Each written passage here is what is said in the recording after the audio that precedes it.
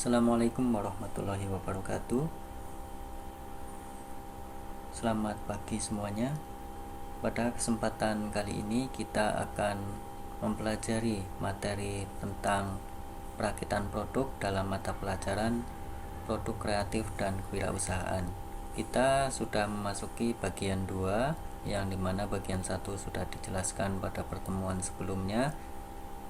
Nah, apa yang akan kita bahas pada materi perakitan produk bagian 2 ini? Nah, materi yang akan kita bahas adalah faktor yang paling berpengaruh pada proses perakitan. Nah, ada beberapa hal yang perlu diperhatikan dalam proses perakitan produk supaya menghasilkan produk yang baik dan diminati oleh para calon pembeli. Nah, kira-kira apa saja faktor tersebut? Yang pertama, jenis bahan yang akan dirakit. Bahan merupakan hal yang penting dalam perakitan. Dalam proses perakitan, kita harus tahu terlebih dahulu jenis bahan yang akan kita rakit. Merakit bahan yang sejenis akan lebih mudah daripada merakit produk dengan bahan yang berbeda jenis. Contohnya apa? Ya, contohnya kita merakit produk dari bahan kayu dan kayu, maka akan lebih mudah daripada membuat produk dari bahan kaca dan besi. Karena berbeda bahan, jadi mungkin untuk menempelkannya itu lebih sulit gitu.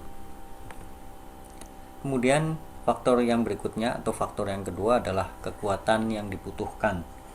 Nah, kekuatan yang dibutuhkan, untuk faktor kekuatan kita harus melihat dahulu produk kita akan diberi beban seberapa berat.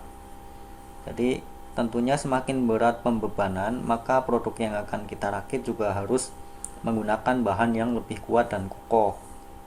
Contohnya, kita akan membuat produk berupa rak. Nah, pertimbangannya rak tersebut akan dibebani apa? Ataukah buku, sepatu, atau piring? Apabila dibebani dengan sepatu, itu cukup dibuat dengan bahan plastik. Namun jika dibebani dengan buku, maka alangkah baiknya dibuat dengan bahan kayu. Seperti itu. Selanjutnya, yang faktor ketiga adalah pemilihan metode penyambungan. Dalam merakit produk, hampir pasti kita akan menemui yang namanya proses penyambungan. Nah, proses penyambungan ini tergantung dari bahan yang akan kita pakai. Pastinya berbeda bahan juga berbeda proses penyambungannya. Menyambung suatu produk perlu teknik supaya hasilnya itu bagus. Dan sebisa mungkin agar hasil tidak terlihat seperti sebuah sambungan. Hasil yang bagus itu sambungannya nggak mencolok atau nggak terlihat.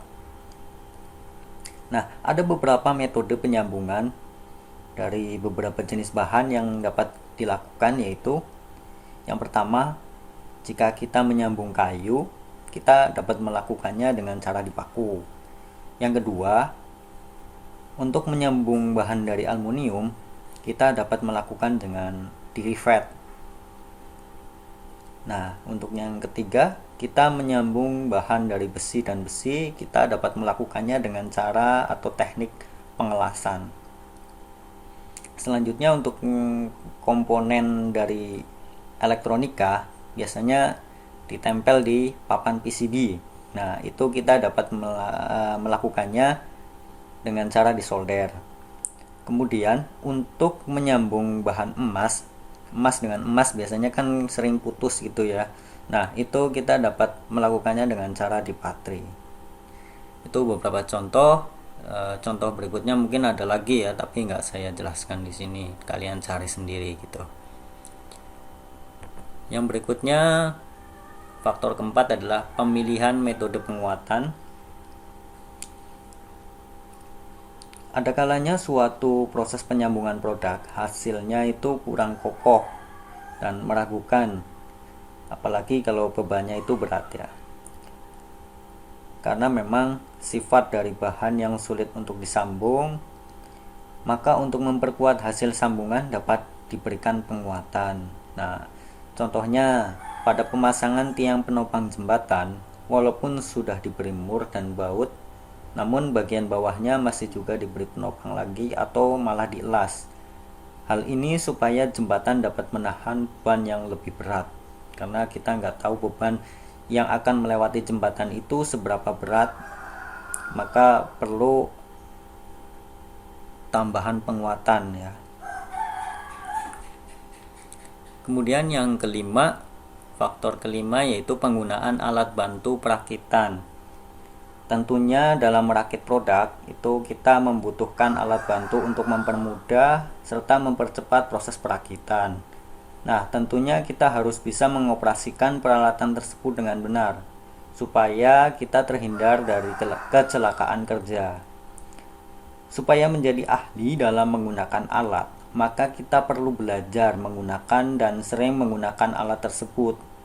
Ya, contohnya hasil las dari orang yang sudah terbiasa memegang dan menggunakan las, pastinya hasilnya akan berbeda dengan hasil orang yang baru pertama kali menggunakan las. Nah, itu perbedaan dari orang yang sudah ahli menggunakan alat. Faktor selanjutnya yaitu faktor toleransi. Toleransi berkaitan dengan ukuran dari komponen-komponen yang dapat ditukar-tukar atau komponen yang digunakan sebagai pengganti. Nah, dicontohkan di sini saya mencontohkan sebuah produk yaitu resistor. Resistor ini memiliki batas toleransi yang disepakati bersama oleh perusahaan-perusahaan. Terutama di bagian gelangnya itu kan ada warnanya ya. Nah, itu menandakan adalah toleransi. Toleransi itu bisa 0,1%, 0,25%, 1% atau 2% dan seterusnya. Semakin kecil nilai toleransinya, produknya itu akan semakin bagus gitu. Jadi kalau nyari barang itu carilah toleransi yang kecil agar barangnya itu bagus, seperti itu. Selanjutnya, faktor yang ketujuh yaitu faktor bentuk tampilan produk. Bentuk produk berkaitan erat dengan estetika atau seni keindahan. Bentuk tampilan memberikan kesan pertama kepada calon pembeli untuk segera membeli produk yang kita produksi. Bentuk produk yang kita rakit seharusnya mengikuti perkembangan zaman dan tren sekarang, karena manusia sangat mudah sekali bosan dengan produk yang begitu-begitu saja tanpa mengalami perubahan bentuk yang lebih bagus. Contohnya apa? Ya, contohnya setiap tahun bentuk mobil dan motor itu pasti berubah-ubah mengikuti perkembangan desain dan zamannya atau eranya. Padahal kalau kalian tahu, mesin yang digunakan itu masih sama seperti produk keluaran sebelumnya. Faktor selanjutnya, faktor ke-8 yaitu faktor ergonomis. Kira-kira kalian tahu nggak faktor ergonomis itu artinya apa? Ya, ergonomis ini memiliki arti kesesuaian bentuk produk dengan kenyamanan si pemakai produk. Jadi, ketika kita menggunakan produk itu, kita tidak cepat lelah, tidak sakit, tidak membahayakan. Nah, itu yang diharapkan dari pembeli menggunakan produk yang kita buat. Maka dalam proses pembuatan produk, kita harus memperhatikan faktor ini. Contohnya apa? Produk yang biasa kita gunakan yaitu misalnya pel. Nah, pel itu kan punya gagang atau pegangannya yaitu ya. Itu kan tingginya mesti disesuaikan dengan pemakai. Nggak mungkin itu pendek banget. Kalau misalnya pendek banget itu pasti yang pakai akan capek. Kemudian yang sekarang juga sudah ada dilengkapi dengan perasannya otomatis, jadi tinggal tarik, pelnya sudah kering gitu. Nah, apa sajakah contoh bahan-bahan yang menggunakan faktor ergonomis ini? Contohnya ada tempat sampah dengan sistem injak, itu sudah banyak ya beredar. Kemudian yang kedua itu pel dengan sistem peras tarikan, itu yang sudah jelaskan tadi. Kemudian yang ketiga meja gambar dengan sistem hidrolik. Nah, ini untuk mengatur ketinggian serta kemiringan meja. Selain meja juga ada kursi hidrolik ya. Kemudian contoh selanjutnya ada gerobak sorong. Nah, gerobak sorong itu kan mudah ya digunakan dengan satu roda. Kemudian sadel sepeda itu ya, sekarang kan lagi musim sepeda ya. Nah, sadelnya itu kan yang MTB itu bisa dilepas dengan mudah, itu tinggal dibuka penguncinya, dinaikkan atau diturunkan, tinggal dipasang lagi. Kemudian contoh selanjutnya adalah engsel laptop. Nah, engsel laptop jadi dulu kan sistemnya model layar LCD yang terpisah dengan CPU. Nah, sekarang sudah pakai laptop, kemudian dibikin engsel supaya bisa buka tutup. Contoh selanjutnya adalah jok mobil yang dapat diatur posisinya. Nah, jok mobil itu kan bisa buat tiduran, bisa dimajukan posisinya, bisa dimundurkan. Nah, itu uh, berdasarkan faktor ergonomis contohnya itu. Nah, ini adalah contoh yang faktor terakhir, yaitu finishing.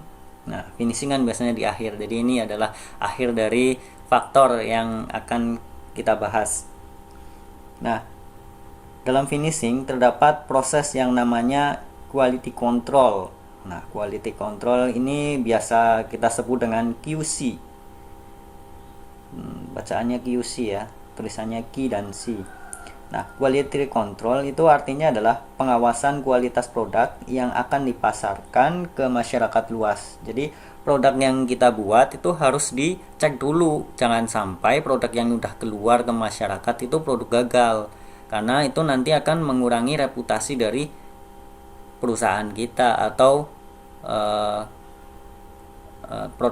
inilah produknya kita gitu ya. Nah, jadi jangan sampai produknya kelolosan gitu. Makanya di industri biasanya ada barang-barang yang NG atau not good atau tidak layak dikonsumsi ke masyarakat. Nah, itu saja mungkin yang dapat saya sampaikan untuk pertemuan kali ini. Apabila ada kesalahan, saya mohon maaf. Saya akhiri pembelajaran pada pagi hari ini. Wabillahi taufiq wal hidayah. Wassalamualaikum warahmatullahi wabarakatuh.